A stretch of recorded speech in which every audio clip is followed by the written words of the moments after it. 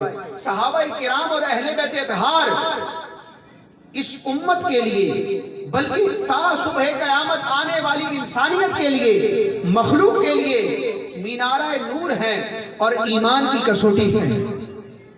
اللہ تعالیٰ نے قرآن مجید میں احکامات نازل کیے، اپنے محبوب علیہ السلام کے ذریعے اس کی تشریح بھی کروائی، تفسیر بھی کروائی۔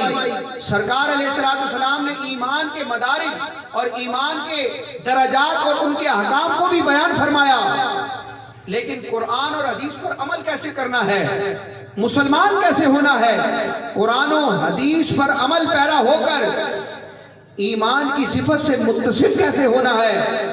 ہم قرآن کو دیکھیں یا پیارے محبوب علیہ السلام کے فرامین کو دیکھیں، ہمیں ہر جگہ یہی اصول، یہی قانون نظر آتا ہے کہ اگر مسلمان ہونا ہے، ایمان لانا ہے، تو ایسا ایمان لانا ہے جیسے پیارے محبوب کے صحابہ ایمان لائے ہیں۔ رب نے واضح طور پر فرمایا کہ ایمان لاؤ۔ سرکار کے دور میں بھی بعض ایمان کا دعویٰ کرنے والے تھے، لیکن رب نے فرمایا ایمان لاؤ، ایسا ایمان لاؤ جیسے میرے محبوب کے صحابہ ایمان لے کر آئے ہیں۔ اور اپنے محبوب کے صحابہ سے خطاب فرمایا کہ اے میرے محبوب کے غلاموں، اگر لوگ ایمان لائیں ایسا جیسا تم لائے ہو۔